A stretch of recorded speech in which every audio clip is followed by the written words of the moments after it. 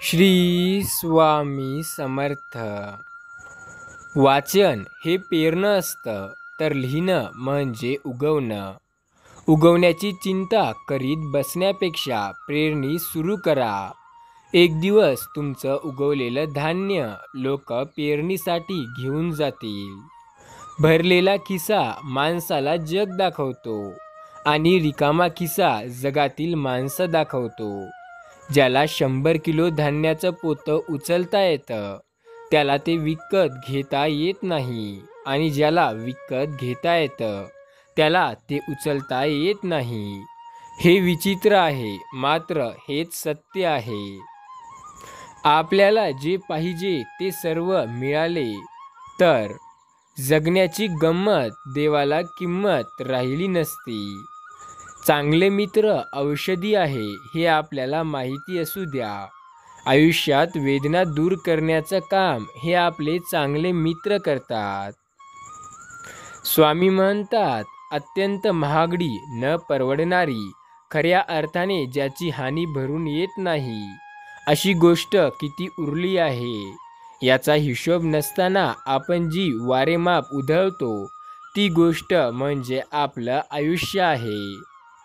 ज्याची बाग फुलून आली त्यांनी 2 फुले द्यावीत. ज्यांचे सूर जुळून आले त्यांनी 2 गाणी द्यावीत. ज्यांच्या अंगात झुकले ढग त्यांनी ओंजळभर पाणी द्यावे. आपले श्रीमंत हृदय त्यांनी रिते करून भरून द्यावे. आभाळा एवढी ज्यांची उंची त्यांनी थोडे खाली यावे. मातीत ज्यांचे जन्म मळले त्यांना खांद्यावर घ्यावे.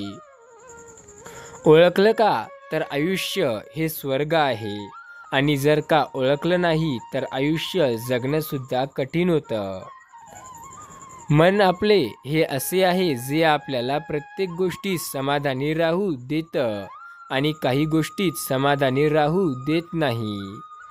तुम्हीही एक स्वामी भक्त असाल आणि स्वामींना मानत असाल तर या चॅनलला जरूर सबस्क्राईब करा. स्वामी म्हणतात, असे जगावे दुनियेमध्ये, आव्हानांचे लावणी अत्तर, नजर रोखणी नजरेमध्ये, आयुष्याला द्यावे उत्तर. नको गुलामी नक्षत्रांची, भीती आंधळी ताऱ्यांची, आयुष्याला भिडता नाही, चैन करावी स्वप्नांची. असे दांडडी इच्छा ज्याची, मार्ग त्याला मिळतील 70. नजर रोखणी नजरेमध्ये, आयुष्याला द्यावे उत्तर.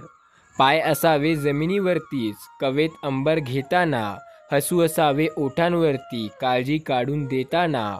संकटासही ठणठणावून सांगावे, आता ये बेहतर. नजर रोखणी नजरेमध्ये, आयुष्याला द्यावे उत्तर. स्वामी सांगतात, आयुष्यात एक गोष्ट अशी करा जी तुम्हाला आयुष्यभर आयुष्य पूर्णपणे जगण्याची जाणीव करून देत असेल. विपत्तीमध्ये तू माझं रक्षण कर ही माझी प्रार्थना नाही.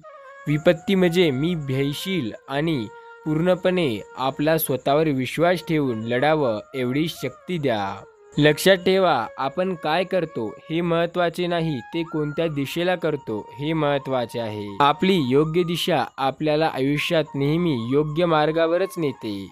जो व्यक्ती योग्य दिशेला चालतो तो आयुष्यात नेहमी एक चांगला आणि चांगल्या दराचा व्यक्ती होतो. या आयुष्यात प्रत्येक व्यक्ती चांगले होण्याचा प्रयत्न करतात, पण प्रत्येक जण तसं होऊ शकत नाही. सध्या देव तुला सांगत आहे, माझ्या प्रिय बाळा, मी दुसऱ्यांसारखा दुःख देणारा देव नाही. तू जे शोधत आहे, तू जे मागत आहे ते तुला रात्रीत मिळेल. देव तुझी प्रार्थना ऐकत असून तू त्याला कमी समजू नको. शत्रू तुला हानी पोहोचवण्याचा प्रयत्न करत आहेत, पण देव त्यांचे रूपांतर तुझ्या भल्यासाठी करत आहे. चिंता सोड आणि हे एक मनातील इच्छा पूर्ण होईल. तुझ्या सर्व वेदना, तुझ्या भूतकाळातील दुःख दूर करायला देव तुझ्या समोर आला आहे. तुझे आयुष्य बदलायला 3 मिनिटे हे पुरेसे आहे. तू विश्वास ठेव आणि पुढचे 3 मिनिटे ऐकून तर बघ. हे 3 मिनिटे ऐकल्यानंतर तुझ्या आयुष्यात मोठा चमत्कार घडेल. तू कितीही चुका केल्यास तरीही देव दयेने भरलेला आहे. आता नुकसानाचा सामना करावा लागत आहे, पण बाळा चिंता करू नको, तुझ्यासाठी असलेले चमत्कार मार्गावर आहे. देव म्हणतो, जी चिंता तुला आता त्रास देत आहे त्या चिंतेची आजची शेवटची रात्र ठरेल. तुझ्यावरती देवाची श्रद्धा आहे, तुझ्यावर देवाचे प्रेम आहे. तू काळजी करू नको, देव सदैव तुझ्या सोबत आहे. देव तुमच्या सर्व जखमा दुरुस्त करेल आणि प्रत्येक धक्क्याचे रूपांतर उल्लेखनीय पुनर्मातील मनात करेल. आगामी शनिवार आणि रविवार दरम्यानचे तुमचे जीवन कायमचे बदलेल. देवाची अद्भुत शक्ती तुमच्या आरोग्याला स्पर्श करेल आणि पुढची 3 मिनिटे तुझ्यासाठी महत्त्वाची आहे. माझ्या प्रिय मुला, देव तुझ्यासाठी गोष्ट फिरवत आहे. तो तुम्हाला, तुमच्या कुटुंबाला भरपूर आशीर्वाद देईल. तुमच्या सर्व वेदना उपचार करेल. जीवनात कोणतेही वळण आले तरीही स्थिर राहा, कारण स्थिर मनाचे माझे प्रतिबिंब दिसेल. तुला जर वाटत असेल की कशाला स्वामींना उगाच त्रास द्यायचा आपले दुःख सांगून, तर खरा त्रास तर तू आत्ता देतो आहे, काही न सांगून. अडचणी आयुष्यात नव्हे तर मनात असतात आणि ज्या दिवशी मनावर विजय मिळवाल त्या दिवशी आपोआप मार्ग निघेल. स्वामी म्हणतात, ज्यांचा माझ्यावर विश्वास आहे त्यांनी काळजी करण्याची काहीही गरज नाही, कारण मी सदैव त्यांच्या पाठीशी असतो. तुमचाही स्वामींवरती पूर्ण विश्वास असेल आणि त्यांना मानत असाल तर लक्षपूर्वक हा संदेश शेवटपर्यंत ऐका आणि एकदा कमेंटमध्ये श्री स्वामी समर्थ जरूर टाईप करा. मोठे स्वप्न पूर्ण होत असे नाही. या जगात बिना काम करे कोणीच मोठे होत नाही. आपले नसीब देव नाही, आपण बनवतो. तुम्ही खोटा शिक्का किंवा खरा शिक्का असाल असे लोक तुम्हाला म्हणत असतील तर त्यांच्या बोलण्याकडे किंवा त्यांच्या वागण्याकडे लक्ष देऊ नका. ते तुमच्यावर जळतात, त्यामुळे तुम्हाला माघारी घेण्यासाठी प्रेरित करत आहेत. लोकांचा विचार करू नका. लोक तर अमीरावर जळतात आणि गरिबावर हसतात. लोक त्यांना एवढंच वाटतं की तुम्ही प्रगती करावी, पण त्यांच्यापेक्षा जास्त नाही. तुम्ही पुढे जावं, पण त्यांच्यापेक्षा जास्त नाही. तुम्ही सगळं काही मिळवावं, पण त्यांच्यापेक्षा जास्त नाही. लक्षात ठेवा, लोक तोपर्यंत तुम्हाला चिडवतील जोपर्यंत तुम्ही त्यांच्या खाली आहात, आणि जेव्हा तुम्ही त्यांच्या वरी जाल तेव्हा तुमच्यावरती जळतील. जीवन असे जगा की तुम्ही जे जगून सोडलंय ते लोकांची इच्छा राहिली पाहिजे की आपल्याला असं आयुष्य जगायचं आहे. खिसा जर भरलेला असेल तर आपल्याला जग दाखवतो, आणि जर तोच खिसा रिकामा असेल तर या जगातील माणसे खरे रूप दाखवतो. स्वामी म्हणतात, अरे बाळा, उदास असशील तर माझे नाव घे. तू दुःखी असशील तर माझे ध्यान घे. मार्ग भेटत नसेल तर माझे विचार घे. एवढ्याने समाधानी नसशील तर बाळा, अक्कलकोटची वाट घे. वाईट वेळेत साथ सोडलेल्या लोकांकडे लक्ष देऊ नका, पण ज्यांनी वाईट वेळेत साथ देऊन चांगली वेळ आणून दिली त्यांचे मोल कधी विसरू नका. तुला भीती वाटत असेल, मार्ग दिसत नसेल किंवा निर्णय घेता येत नसेल तर डोळे बंद करून माझे ध्यान कर. अशाने तू माझ्याशी संवाद साधशील. बाळा, मला तुझी काळजी नाही तर प्रेम आहे, म्हणून मी तुला मार्ग दाखवण्यास सदैव तत्पर असतो. फक्त एकदाच हाक मार. लक्षात ठेव, नामस्मरण कधी कर्माचा त्याग करण्यास सांगत नाही. कर्माचा त्याग करून नामस्मरणाला कधी अर्थ नसतो. लक्षात ठेवा, कोणी तुझे काही ऐकून घेत नसेल तर मग ते मला सांग, मी ते ऐकून घेईल आणि नक्की तुला त्याचे योग्य ते उत्तरसुद्धा देईल. विवेकबुद्धीने विचार करून निर्णय घेतला असेल तर मागे हटू नको, ठाम राहा आणि ते कृतीत आण. जीवनात कोणतेही वळण आले तरी स्थिर राहा, कारण स्थिर मनातच माझे प्रतिबिंब दिसेल. तुला जर वाटत असेल की कशाला स्वामींना त्रास द्यायचा, तर तू आत्ताच त्रास देतोय, तुझी अडचण न सांगून. अडचणी या आयुष्यात नव्हे तर मनात असतात. ज्या दिवशी मनावर विजय मिळवला त्या दिवशी अडचणींवर विजय मिळवला.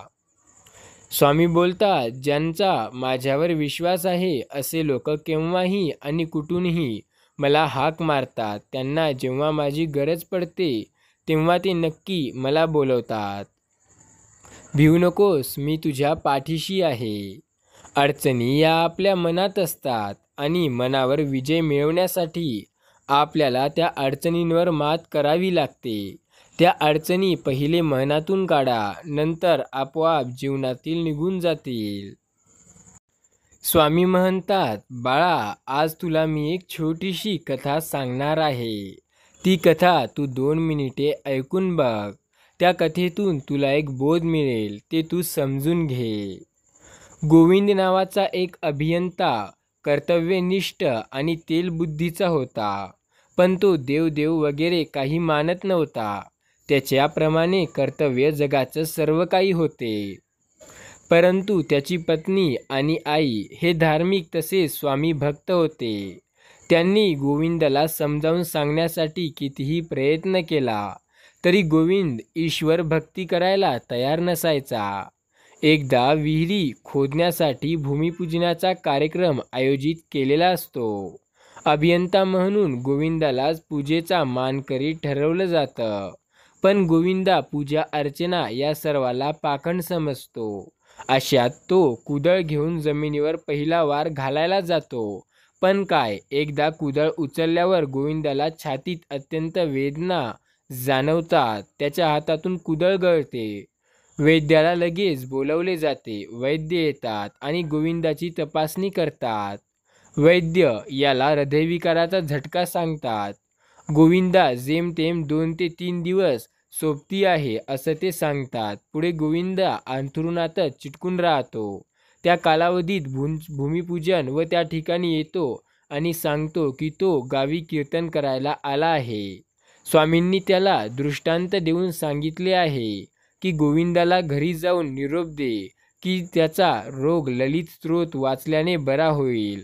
पण गोविंद नेहमीप्रमाणे याही वेळी विश्वास न करून स्वामी वचन फेटाळून लावतो. पण गोविंदाच्या घरातील सर्वजण स्वामींचा निरोप ऐकण्यासाठी अनेक गयावया करतात. त्यामुळे त्यांना आनंदासाठी गोविंद ललित स्तोत्र वाचतो.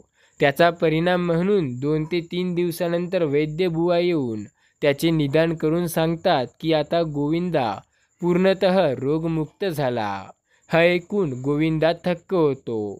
स्वामींच्या वचनाची महत्त्व त्याला कळते. त्यानंतर घरातील सर्व लोक आपल्या स्वामींच्या दर्शनासाठी येतात.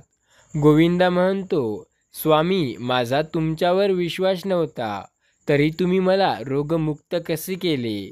त्यावर स्वामी म्हणतात, अरे, तुझा विश्वास नव्हता, पण तुझ्या परिवाराचा तर विश्वास होता ना. आम्हाला आमच्या भक्तीसाठी तुला बरे करावेच लागले. अरे, विज्ञान विश्वाला चांगला आहे, पण जी गोष्ट विज्ञानाच्या कसोटीवर सिद्ध होत नाही ती गोष्ट खोटी आहे असं मानणं चुकीचे आहे. खरं तर जिथे विज्ञानाचा प्रांत संपतो तिथूनच देवाचा प्रांत हा सुरू होतो. तुझे विज्ञानसुद्धा ईश्वरानेच बनवले आहे. जसे तुमच्या सारख्या सुशिक्षित लोकांना अशिक्षित लोकांची कीव येते, तसेच आध्यात्मिक उंची गाठून ईश्वरी साक्षात्कार झालेल्या लोकांना तुमच्यासारख्या न देव मानणाऱ्या लोकांची खूप कीव येते. स्वामी म्हणतात, आजचा संघर्ष तुमचे उद्याचे सामर्थ्य निर्माण करतो. विचार बदला आणि बदलेल तुमचे आयुष्य. स्वतःला सुधरवण्यात एवढे व्यस्त व्हा की दुसऱ्याच्या चुका शोधण्याइतका तुम्हाला वेळ नाही मिळाला पाहिजे. माणसाने समोरे जायचं की मागे जायचं यावर त्याचं सर्व काही अवलंबून असतं. समोर गेला तर कदाचित यश मिळू शकतं आणि माघारे गेला तर त्याला हार नक्कीच मिळणार. आयुष्यात सुखी व्हायचंय तर जगाचा विचार करणे सोडून द्या. हिंमत एवढी ठेवा की तिच्यासमोर नशिबालाही झुकावं लागेल. जोपर्यंत आपण हरण्याचा विचार नाही करत तोपर्यंत कोणीही हरवू नाही शकत. हे एकदा मनाशी पक्के केले की आपण जिंकणार हे नक्की. कधी कधी देव तुमची परिस्थिती बिलकुल बदलत नाही, कारण त्याला तर तुमची मनस्थिती बदलायची असते. स्वप्न 3 असतात जी तुम्ही झोपल्यानंतर पाहता, किंवा स्वप्न 3 असतात जी तुम्हाला फक्त मोठ्या मोठ्या गोष्टी दाखवतात. स्वप्न तर ती असतात जे तुम्हाला त्या गोष्टी प्राप्त करण्यासाठी त्याच्या मागे पळवतात. खऱ्या विद्यार्थ्याला सुट्टी हे कधीच नसते. सुट्टी ही त्याच्यासाठी नवीन काहीतरी शिकण्याची संधी असते. मैत्रीचे धागे हे कोळशापेक्षा बारीक असतात, पण लोखंडाच्या तारापेक्षा मजबूत असतात. तुटले तर श्वासानेही तुटतील, नाही तर वज्रघानाही तुटणार नाही. कुणीही कसं दिसावं यापेक्षा कसं असावं याला महत्त्व आहे. ते शक्य नसेल तर कमीत कमी आपल्याला काय व्हायचंय ते तरी माहिती असावं. खरं तर सगळे कागद सारखेच, त्यांचा अहंकार चिटकला की त्यांची सर्टिफिकेट होतं. लक्षात ठेवा, एक गोष्ट अशी असते आयुष्यात जे व्यक्तींना मागे किंवा पुढे नेते, लहान किंवा मोठं बनवते. तो व्यक्ती खूप यशस्वी आहे किंवा अयशस्वी आहे असं ठरवते. ती गोष्ट म्हणजे पैसा. आयुष्य फार सुंदर आहे, ते फक्त चांगल्या विचारांनी जगता आलं पाहिजे. माणसाला माणूस जोडलं गेलं पाहिजे. प्रवाहाच्या विरुद्ध दिशेला तेच पोहू शकतात ज्यांचे निर्धार ठाम असतात, ज्यांना कुठले तरी ध्येय गाठायचे असतात. नवीन विचार तर दररोज येत असतात, पण त्यांना सत्यात उतरविणे हाच खरा संघर्ष आहे. केस कापणे हा नाव्याचा धर्म नाही, व्यवसाय आहे. चामडा शिवण हा चांभाराचा धर्म नाही, व्यवसाय आहे. तसेच पूजापाठ करणे हा ब्राह्मणाचा धर्म नसून व्यवसाय आहे. त्यामुळे ब्राह्मणावर तेवढाच खर्च किंवा तेवढाच वेळ वाया घालवा जेवढ्याची खरंच गरज असेल. भारतात तोपर्यंत राष्ट्रीय भावना बळकट होणार नाही जोपर्यंत खाणेपिणे आणि वैवाहिक संबंधांवर जातीबंधन तसंच आहे. समाजातील खालच्या वर्गाची तोपर्यंत बुद्धिमत्ता, नैतिकता, प्रगती आणि समृद्धीचा विकास होणार नाही जोपर्यंत त्यांना शिक्षण दिले जात नाही.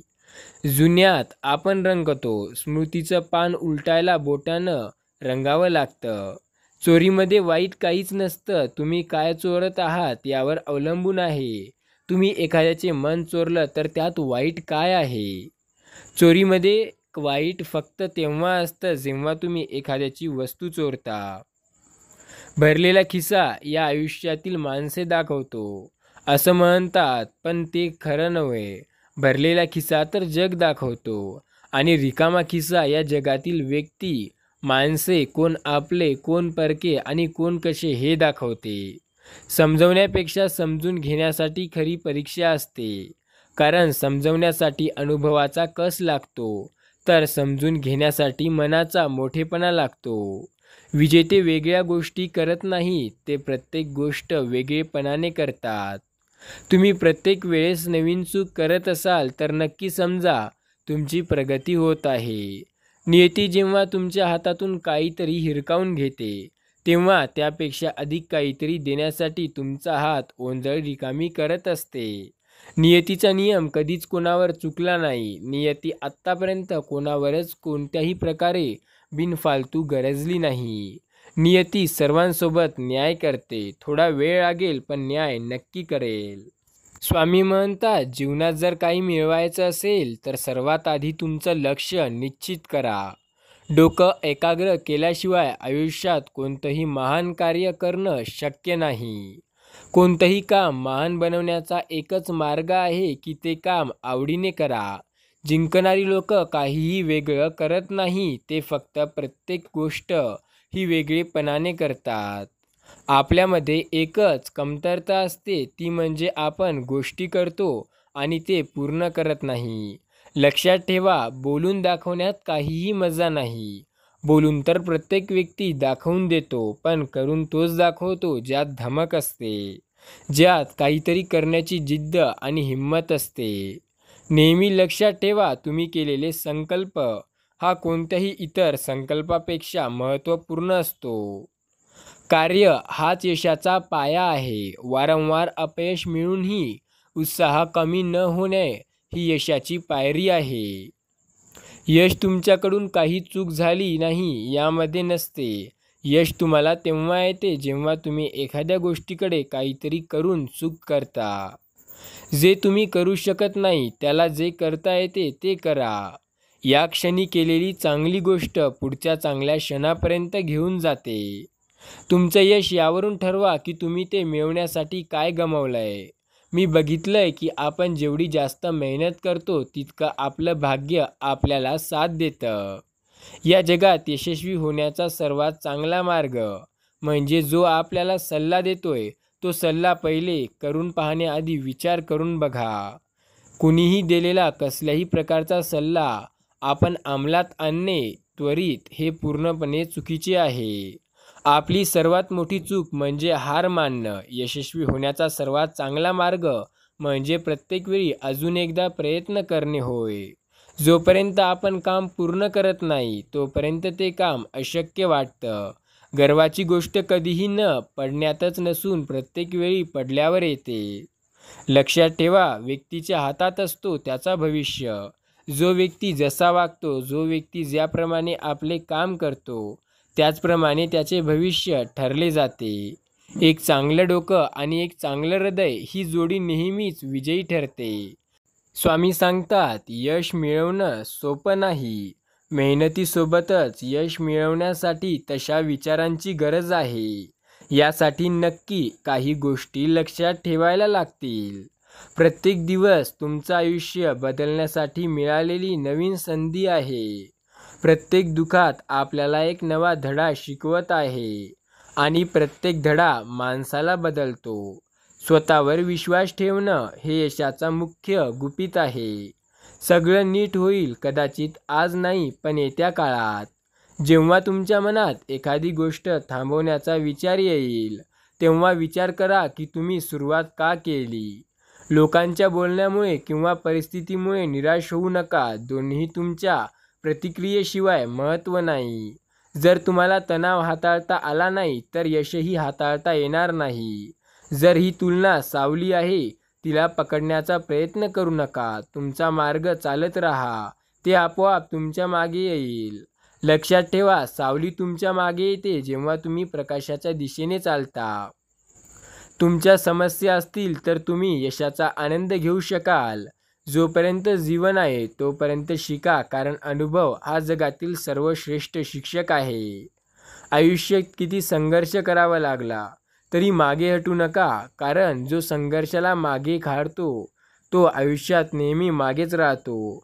पण जो या संघर्षाला न घाबरता याचा सामना करतो, पुढे जातो आणि या संघर्षाच्या काळात स्वतःला सिद्ध करतो, तो व्यक्ती आयुष्यात नक्कीच खूप मोठा होतो. उठा, जागे व्हा आणि तोपर्यंत थांबू नका जोपर्यंत तुम्ही तुमचं लक्ष्य प्राप्त करत नाही. स्वामी म्हणतात, ज्ञान हे स्वतःमध्ये वर्तमान आहे. मनुष्य केवळ त्याचा आविष्कार असतो. एक वेळी एकच काम करा आणि ते काम करताना त्यात आपला पूर्ण आत्माही घाला आणि बाकी सगळं विसरून जा. जोपर्यंत तुम्ही स्वतःवर विश्वास ठेवत नाही तोपर्यंत तुम्ही देवावरही विश्वास ठेवू शकत नाही. ध्यान आणि ज्ञानाचं प्रतीक आहे भगवान शिव. लोक तुमची स्तुती करो वा निंदा करो, तुमचं लक्ष तुमच्यावर असेल तरच तुम्ही आयुष्यात यशस्वी होऊ शकता. लोकांचा विचार करू नका किंवा त्यांचा विचार ऐकू नका. जी व्यक्ती तुमच्या प्रगतीवर जळते तिचा तिरस्कार कधी करू नका, कारण ती व्यक्ती तुम्हाला उत्कृष्ट समजून तुमच्यावर जळते. नेहमी तुमचे सर्वोत्तम प्रयत्न करा आणि हे करूनही लोक तुमची कदर करत नसतील तर तो त्यांचा दोष आहे, तुमचा नाही. काही लोक जाणून बुजून आपल्याला योग्य त्या भाषेत बोलत नाहीत, कारण त्यांना आपल्यासारखं व्हायचं असतं. ते आपल्या या प्रगतीला पाहून जळालेले असतात. लोक प्रगती पाहून खूप लवकर जळतात. त्यामुळे लक्षात ठेवा, जर कोणी तुम्हाला तुम्ही चांगलं करूनही वाईट म्हणत असेल तर यात दोष तुमचा नाही आणि त्यांचाही नाही, तो त्यांच्या मनस्थितीचा आहे. पैज लावायची तर स्वतःसोबत लावा, कारण जिंकाल तर स्वतःचा आत्मविश्वास जिंकाल आणि हराल तर स्वतःचा अहंकार हराल. आयुष्य पूर्ण झालं तरी हार मानू नका, कारण त्या शून्यासमोर किती आकडे लिहायचे त्याची ताकद तुमच्याकडे आहे. आता तुम्ही काळजी करू नका, तुमचे आयुष्य हे पूर्णपणे बदललेले आहे. येत्या काही काळात आता तुमच्या मनाप्रमाणे सर्व गोष्टी व्हायला लागतील. आता सर्व काही योग्य होईल. तुम्ही हा स्वामींचा संदेश शेवटपर्यंत ऐकलाय का ते सांगण्यासाठी कमेंटमध्ये होय असं टाईप करा. स्वामींचा आशीर्वाद प्राप्त करण्यासाठी या व्हिडिओला एक लाईक आणि चॅनलला सबस्क्राईब जरूर करा. श्री स्वामी समर्थ. स्वामी म्हणतात, जो व्यक्ती माझे नाव घेतो त्याच्या आयुष्यात कधीच कोणत्याच गोष्टीची कमी पडत नाही. त्यामुळे स्वामींचे नामस्मरण नक्की करा. श्री स्वामी समर्थ.